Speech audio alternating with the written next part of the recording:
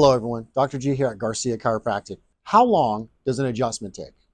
Well, it depends on the condition of the spine, how many adjustments we're going to be doing, and what your goals are functionally.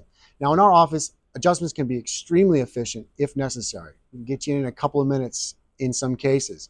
Other cases, you're going to be here a while. There's going to be some supportive care, some decompression, some PEMF, maybe some exercises or some manual therapies.